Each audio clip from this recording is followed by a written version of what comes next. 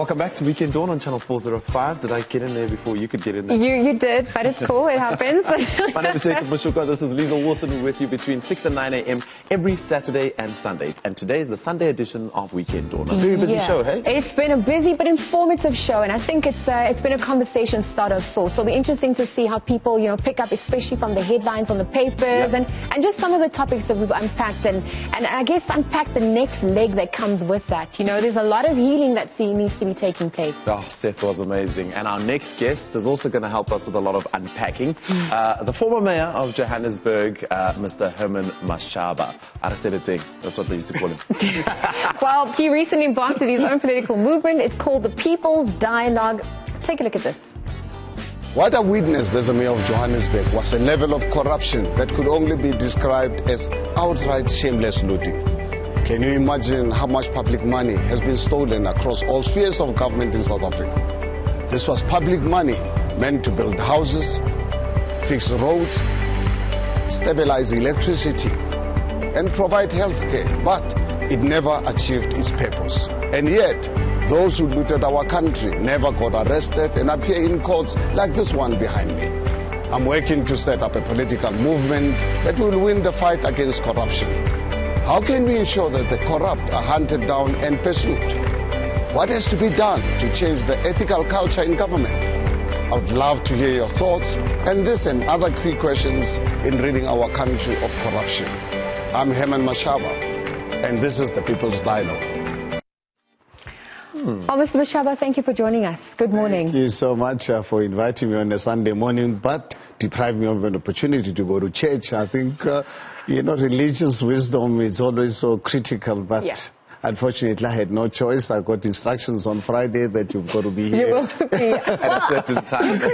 You could go later, but I mean, there's an evening service, right, on a Sunday? Yeah, but unfortunately, in the afternoon, I'm attending my friend's son's wedding. This family matters afterwards. Yeah, well, I think if we must understand as South Africa, honestly, one of my biggest, genuine, deepest fears in South Africa is to see the disintegration of our families. Because if you just want to destroy a country, you start first by destroying families. And that's really what's happening in our country at the moment. It gives me sleepless nights. That's why, as much as one works towards fixing this, but from time to time I have to really go to church to really go and ask for divine intervention. I mean, they do say the family unit is the basic unit of society, so I can see where your concerns lie there. But let's bring it back to one of the big topics, obviously, that happened this week, SONA.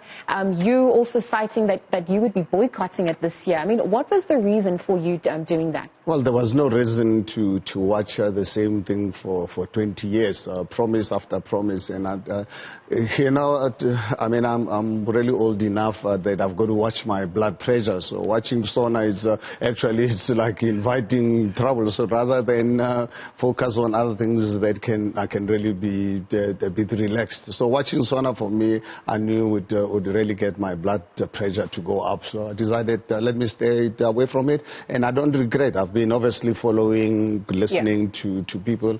Nothing really new. In the meantime, the unemployment is one of the highest sustainable in the world. Our economy will be lucky if we'll even have a growth. We're talking at 4.5% economic growth with almost 40% the unemployment rate, with the most porous borders in the world.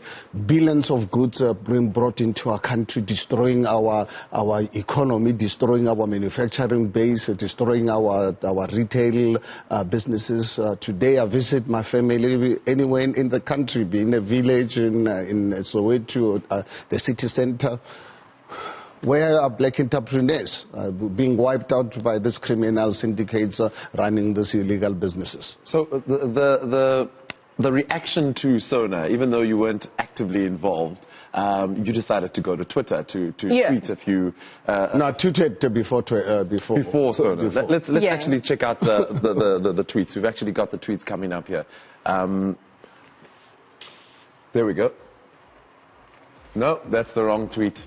That is the Tito Mboweni tweet, unfortunately. We seem to be having a problem trying to get these tweets out, but we'll come back to it. My question generally to you is, why did you feel that you need to start your own movement? Well, look, as you're aware, in 2016, I took a very, very difficult decision, being concerned with the direction my country was heading, and I've offered myself to be the mayoral candidate for the DA for the city of Johannesburg. 22nd of August 2016, remember, was elected as the first non-ANC mayor since the dawn of our democracy, running a multi-party government with 7 political parties. You can imagine for someone coming from outside, managing 7 multi-party government was one of the most daunting tasks. Unfortunately, 3 years later, after really discovering some really very worrying trends of really what happened to our city, decided to leave because obviously I think I was in council representing the DA, and the DA not happy with what I was doing. I decided let me move on, and to move on, realize, my goodness, we've got local government coming out in 18 months time. Who am I going to vote for? I had no one to vote for. But then at the same time, there was an outcry. South Africans say, Mashaba, please start your own party. I said, where do I begin? That's when I then realized, spoke to my family, and we decided to conceive the idea of engaging South Africans to give us their inputs and putting money behind this. And got a service provider who's actually working around the clock. As I'm sitting to you right now, millions of South Africans are engaging us. I've got people working behind the scene to analyze this information. I'll have the final report by middle to end of March. I released the interim report already about, 2 weeks or so ago. Really quite excited about this. But the interim report has already demonstrated to me that South Africans are ready for change and are looking for a new political home. And I've really committed because South Africans are generally, the South Africans and I, we're on the same page. And I've decided to say, for as long as we have the current government in power, I will obviously use my constitutional rights to ensure that I become an active citizen. Now, Mr. Mashaba, as Jacob mentioned earlier on, I mean, some of the tweets that you mentioned just before SONA started, let's just take a look at some of those before we continue. The first one coming through saying, instead of posing for the cameras, they should pose the question of how we address illegal immigration. Hashtag SONA 2020, hashtag SA Speaks. And another tweet then following that, of course, just directly after saying, let's take a look.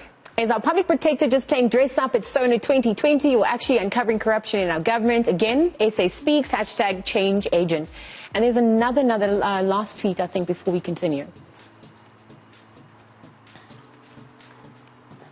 I love the use of the pictures there, Mr. Mashaba. The final tweet there, the Minister of Police is not doing enough to keep our community safe, but he is at least winning the style game. Hashtag SA Speaks. And the final one. This is why 18.6 million people don't vote. Our political system is out of touch and only serves itself. This is why I'm boycotting SONA 2020.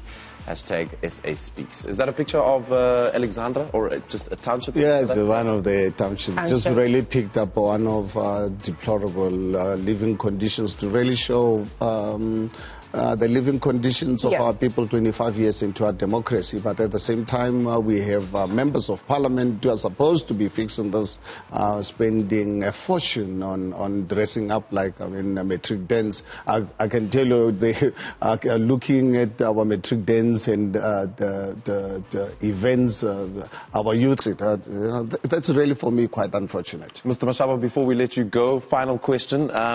The DA leadership crisis, if I can call it a crisis. What are your thoughts on that, John Steenhuisen? What are your thoughts on that? Putting their hands up. Do you think it's enough to perhaps salvage the issue, the leadership issue, identity issues within the party? You have a minute, John. Well, fortunate enough, I think for me, DA and I worked under the bridge. There's absolutely no relationship. Therefore, I am unable to really be that spokesperson. I raised my issue as to why I left the DA, and the reason conveyed remain. Okay, all right. Fair enough. Thank you, Mr. Mashaba, for joining us on Weekend Dawn. We really appreciate it. We wish you all the best of luck with your new political career. Thank you so much. Yeah, looking forward. Not going to be easy, but highly possible. There we go. There we go. It will be interesting to see how he unfolds the internal structures and perhaps what some of the future plans are. Maybe you can come back for that interview. But again, that was former Johannesburg Mayor Herman Mashaba, now turned founder of the People's Dialogue. Again, thank you to him for joining us.